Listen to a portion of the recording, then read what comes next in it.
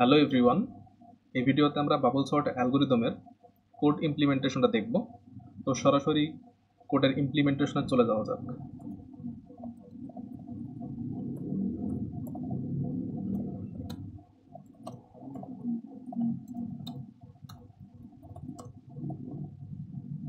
তো আমাদেরকে একটা অ্যারে ইনপুট নিতে হবে।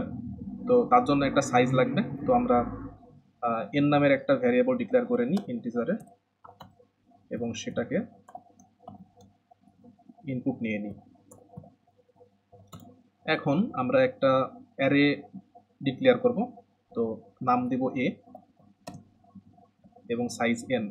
এখন এই অ্যারের এলিমেন্টগুলোকে আমরা ইনপুট নিব। তো তার জন্য আমাদের একটা লুপ চালাতে হবে।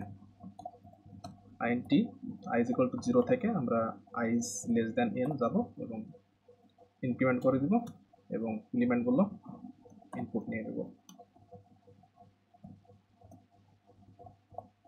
ওকে, আমাদের ইনপুট নেওয়া শেষ। তো এখানে আমরা ইনপুট নিতে পারি। আমরা 5টা এলিমেন্ট ইনপুট নেব। তো 5 দিলাম এবং এলিমেন্টগুলো হবে 8, 4, 3, 5 এবং 2। ওকে, তো আমরা আর একটা কাজ করতে পারি যে ইনপুট আউটপুট ঠিক আছে কিনা সেটা চেক করে নিতে পারি। তো আর একটা লুপ চালানো লাগবে এবং আমরা এটাকে যদি প্রিন্ট করে দিই তাহলে আমরা দেখতে পারবো। তো এখানে একটা স্পেস দিয়ে দিই, না হলে লেগে যাবে। ওকে, এখানে আমরা দেখতে পাচ্ছি যে যা ইনপুট নিয়েছিলাম তাই আউটপুট দিয়েছে। তো আপাতত এটাকে আমরা কমেন্ট আউট করে রাখি। এখন আসল বিষয়ে আসি যে বাবল সর্ট অ্যালগরিদম কি করতে হবে। বাবল সর্ট অ্যালগরিদমের জন্য তো আমাদেরকে বাবল সর্ট অ্যালগরিদমের জন্য 2টা লুপ লাগবে।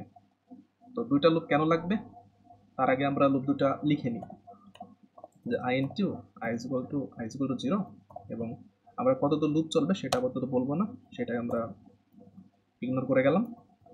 এটা আমরা ইলাবোরেটরি দেখব এবং i into j is equal to 0, j is বলতেছে না এবং j প্লাস প্লাস। ওকে, তো এখন ফার্স্ট লুপ অর্থাৎ আউটার লুপটা আমাদের কেন লাগতেছে? এটা লাগতেছে হচ্ছে আমরা কতবার পাস সম্পন্ন করব, অর্থাৎ কতবার আইটারেশনের মাধ্যমে সেই অ্যারেটাকে সর্ট করা যাবে সেইটার লুপ এটা। ঠিক আছে, এবং ইনার লুপটা হচ্ছে অ্যারেটাকে সোয়াপ এবং কম্পারিজন করার জন্য। তো এই যে লুপ কতবার চলবে এটা বোঝার জন্য আমরা ইলাবোরেটলি একটু দেখি। তো বোঝানোর সুবিধার্থে আমি এই আনসর্টেড অ্যারেটার পাসগুলো করে রেখেছি, সেগুলো পেস্ট করি এখানে। ওকে, তো এখানে আমি আউটার লুপ লিখে রেখেছি n-1, অর্থাৎ এখানে যেহেতু 5 এলিমেন্ট, তো 4বার যদি আমরা লুপটা চালাই আউটার লুপ তাহলেই হবে।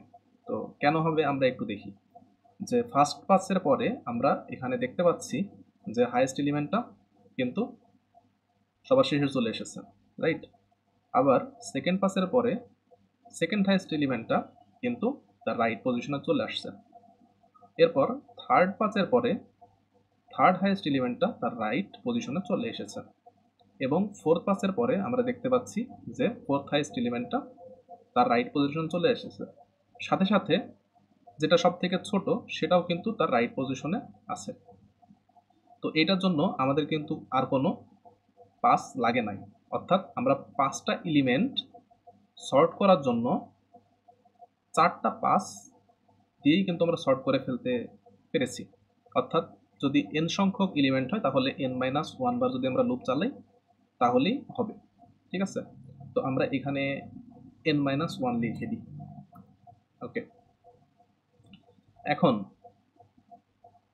ইনার লুপের ক্ষেত্রে আমি এখানে লিখেছি n-i-1। বিষয়টা কি যে এখানে ফার্স্ট পাস আমরা কয়বার কম্পারিজন করতেছি, এই যে একবার কম্পারিজন করে আমরা এটা পাইছি, দ্বিতীয়বার কম্পারিজন করার পরে এটা পাইছি, তৃতীয়বার কম্পারিজন করার পরে এটা পাইছি এবং চতুর্থবার কম্পারিজন করার পরে এটা পাইছি। এবং এখানে আমরা দেখতেছি যে হাইয়েস্ট এলিমেন্টটা সবার শেষে চলে এসেছে। তো ফার্স্ট পাসে আমাদেরকে 4 বার কম্পেয়ার করা লাগছে, ঠিক আছে। তো এই ফর্মুলায় যদি আমরা দেখি যে n সমান 5, আই কত ছিল ফার্স্ট পাসে? 0 ছিল, আই 0 ছিল। তো এখানে যদি আমরা 0 বসাই 1 বসাই তাহলে কি হচ্ছে? 4 বার হচ্ছে। আবার সেকেন্ড পাসের ক্ষেত্রে আমরা যদি দেখি যে হাইয়েস্ট এলিমেন্টটা তো অলরেডি তার রাইট পজিশনে চলে আসছে, সো একবার কম্পেয়ার করা কম লাগবে। সো কতবার কম্পেয়ার করা লাগতেছে? 3 বার কম্পেয়ার করা লাগতেছে। এই ফর্মুলায় যদি আমরা দেখি যে n সমান 5, আয়ের মান কত ছিল? 1 এবং 1 মাইনাস করলে আসে হচ্ছে 3। সো সেকেন্ড পাসের ক্ষেত্রে 3 বার কম্পেয়ার করা লাগতেছে। এভাবে থার্ড পাসের ক্ষেত্রে 2 বার এবং ফোর্থ পাসের ক্ষেত্রে 1 বার কম্পেয়ার করা লাগতেছে। অর্থাৎ আমরা যদি n minus I minus 1 bar loop চালাই তাইলেই কিন্তু আমাদের এই ইনার লুপটা ঠিকঠাক চলবে। তাহলে n মাইনাস আই মাইনাস 1 আমরা লিখে দিলাম। এখন আমাদের দেখার পালা যে অ্যাডজাসেন্ট এলিমেন্টগুলো কম্পেয়ার এবং সোয়াপের বিষয়টা। তো আমরা যদি কম্পেয়ার করি যে অ্যাডজাসেন্ট এলিমেন্টসগুলোর মধ্যে, অর্থাৎ 8 আর 4-এর মধ্যে যদি আমরা কম্পেয়ার করতে চাই তাহলে আমাদের কি করতে হবে? ইফ এই যে 8 নম্বরের ইন্ডেক্স কত? 0, তাহলে A J is greater than A J plus 1 যদি যে ইন্ডেক্সের এলিমেন্টটা জে প্লাস 1 ইন্ডেক্সের এলিমেন্টের থেকে বড় হয় তাহলে সেটাকে আমরা সোয়াপ করে দেবো। তো সোয়াপ কীভাবে করে? একটা টেম্প ভেরিয়েবল নেই, টেম্প ভেরিয়েবলের ভেতরে আমরা এজেকে রাখবো, এজে ফাঁকা হয়ে গেল, তাহলে এজের ভিতরে আমরা এ জে প্লাস 1কে রাখবো এবং এ জে প্লাস 1 যেহেতু ফাঁকা হয়ে গেছে তাহলে এ জে প্লাস 1-এর আমরা টেম্পকে রাখবো। তো এইটাই কিন্তু বাবল সর্ট অ্যালগরিদমের ফাংশন। তো লিখে দিই আমরা এখানে যে এটা বাবল সর্ট। তো এখন আমরা ফাইনাল আউটপুটটা দেখব যে আসলেই সর্ট হয়েছে কি না।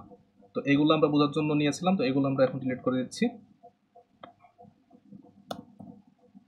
এবং কোডটা আমরা রান করে দেখি যে আসলেও সর্ট হয়েছে কি হয় নাই। এটা আগে আউটপুট আসছিল। তো আউটপুট এখন আমরা দেখতেছি যে আমরা যে আনসর্টেড অ্যারেটা নিয়েছিলাম সেটা সর্টেড হয়ে গেছে, অর্থাৎ 8 4 3 5 2 নিয়েছিলাম এবং আউটপুট আসছে যে 2 3 4 5 8, অর্থাৎ কোডটা ঠিক আছে। এবং এটাই হচ্ছে বাবল সর্ট অ্যালগরিদম। আশা করি সবাই বুঝছি। তো এই কোডটা ডেসক্রিপশনে দেওয়া থাকবে, দেখে নিতে পারেন। ধন্যবাদ সবাইকে।